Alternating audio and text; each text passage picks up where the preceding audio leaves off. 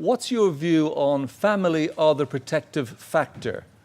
Are families protective factors in acute suicidality? I think all three of you might have a view of some kind on that. We've got a microphone at the end there. If you can perhaps share it along and give us a quick thought. Does that work? Oh, yeah. Okay, I think for the students, I know, yes, often families are protective factors. One of the things I'm concerned about is students, particularly first years, leave families. It's a huge transition for them. They go into accommodation where there isn't so much support, and some of the more vulnerable students we have, I think, are missing that family support. For some people, though, families are a source of a lot of stress, and so often we're supporting students that actually haven't got a family to go back to, and that's particularly difficult around end of term time. Everyone else seems to go back to their families, and some students don't because they haven't got that family to go back to. So sometimes, yes, it's a definite protective factor, but without it, people are vulnerable, I think.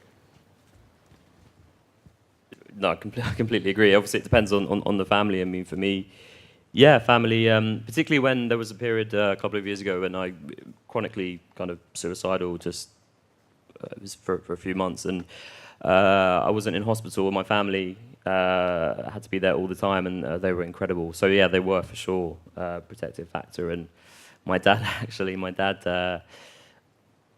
I told him I was suicidal, you know, he said to me, "Well, what about us? You know, think of us. Just picture us, kind of." And that for me was kind of okay, yeah. So yeah, I mean, yeah, it depends, doesn't it, on the family, and but for me, for sure, yeah. Okay, we're able to take questions from the floor now. If anybody has anything they'd like to raise, if you stick your hand up, we'll get the mic over to you down the end here. Can we have a microphone over there, please? On table 23. Again, if you can keep your question brief, that would be really helpful. Hello, Johnny. My name's Philip Chandler. I'm a carer of various family members, including my younger sister, who's had severe mental health problems for the last 40-odd years.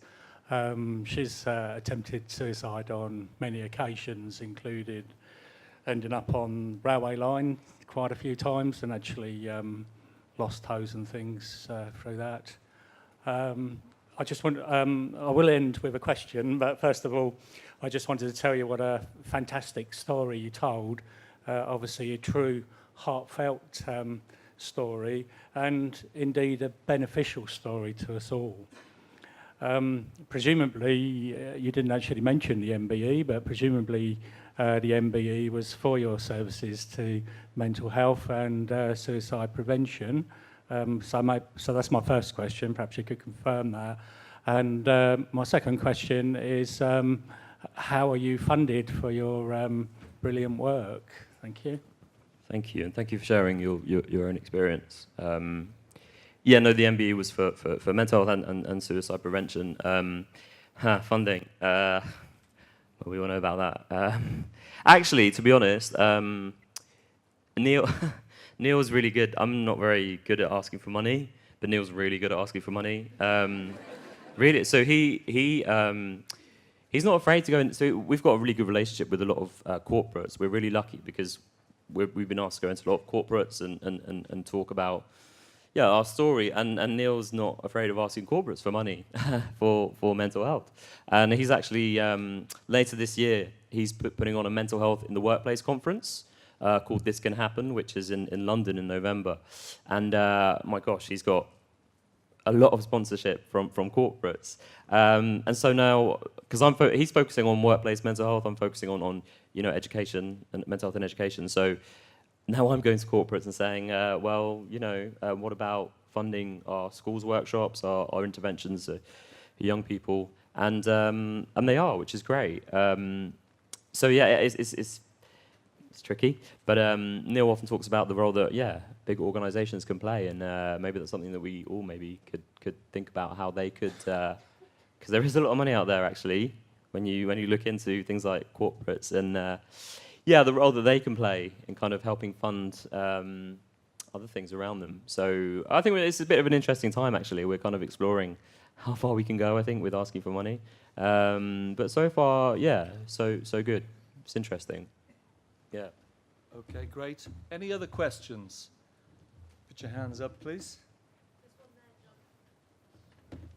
Okay, over here, in the middle, just in front of the cameras.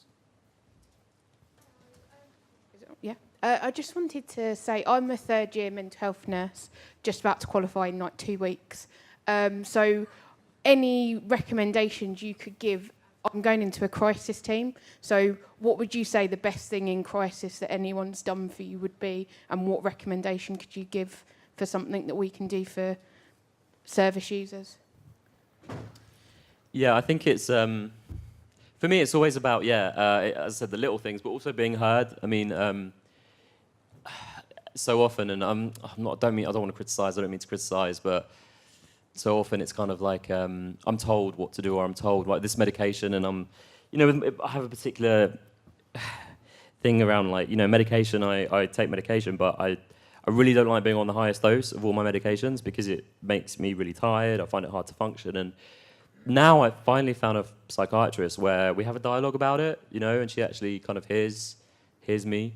And she agrees with me that, yeah, fine, you don't have to be on the highest dose, and we'll look at it. Whereas before, it was always like, well, you have to be on the highest dose, I'm sorry, and that was it. There was no dialogue. I never got to, and when I talked about things like side effects, it was like, well, that's what the medication does, which is really hard. And now my psychiatrist is very much like, well, okay, well, yeah, so what can we do for that? And she listens and she doesn't shut it down, and we have this dialogue about it. And whereas, yeah, just before, it was very kind of like, just being heard, I think makes such a difference. It really does. And again, yeah, the little things. Something that Neil did on the bridge was he at the beginning, he was kind of distracting me a lot. He was using he's not got any training, but that was all he could do. He just didn't know. He was like, oh, so what school did you go to? What football team did you support? Do you support? All things like that. And I was like, but it actually was a useful form of distraction, because sometimes you it's in your head all the time. You actually want to talk about maybe something else, and sometimes as well you want to. Sorry, I'm going on, but talk about you, and because I like to kind of ask questions, like, oh, so how was your day, or this and that, and sometimes I'm just shut down. It's like, well, no, we're here to talk about you. It's about you. There's not that two-way thing. So again, that's really useful for me, is to hear about you, and not just talk about what's going on in here, but other things as well, and recovery focused as well. Again, previous experiences. It's, as I said, it's like, well, we don't know how long it's going to take. We don't know if you're going to get better, and we don't know. Whereas it's like, no, this is going to pass. This is going to get better. That encouragement, that support, that can really make a difference, I think. Thank you. Great, thank you for that question. Anybody else? We've got time for one more question, I think. Yes, at the front here. It's on its way. The work that you've started and is ongoing in schools. Have you got a sense of what makes a difference? The one thing, if there is one thing that makes a difference to helping particularly young people to come forward? Maybe a personal reflection that you've heard, or something that you've really got out of going into schools? I think it's kind of having a role model to speak about their own experiences. The amount of times I've shared my story, and so many examples, but one in particular, there was I did a talk at the school, and this young boy was about 15. He stayed around till the end, and then he came up to me and he said, I can't believe this, but I didn't know that anyone else could get those things in threes. Like, he has, unfortunately, his dad was terminally ill with cancer, and he was saying to me, like, he has to do things in threes, otherwise his dad will pass away. So things like, he had to always switch the light switch on and off 3 times, always things in threes as well. And he just said, I can't believe, like, I just thought it was me, I was struggling, I couldn't talk about it. And then I went with him, and we went to the school counsellor. And a lot of times there's been similar kind of experiences where, we've shared our story, and people come up to us, young people, and they'll say, "Oh, I've been struggling with this for so long," and you know, it doesn't have to be me sharing it, but just someone going in and talking about their own personal experience. It's amazing what that can open up. The ripple effect is quite incredible. And again, I think, as I was saying before, you know, it's not being afraid to go there, not being afraid to you know, because I think, you know, sometimes we go to schools and people say to us, well, you know, are you not opening up a can of worms? You know, is this not going to kind of spread something? And I always say, well, you know, you do sex education, you talk about drugs, doesn't mean that everyone's going to start, you know, taking drugs and having sex. So why can't we talk about mental health in schools? There's this fear. We need to get over this fear and you know, have people share their lived experiences and let people know they're not alone, and also focus on the recovery aspect as well, you know, because so often we've been into schools and young people will say to us, you know, you don't get better from depression, or people never get better from schizophrenia. So we need to change that message. We need to change that message from an early age. But I definitely think it's people sharing their stories, and also for young people having a chance to reflect back as well. You know, in our workshops, they're very interactive. We didn't want it to be just someone talking and just standing and talking. We want it to be really interactive, and it's really interactive. They get to get their voice heard. So I think that's important as well, is young people getting their voice heard. Great. Can I ask you all to thank Tim, Ian and Johnny again, please?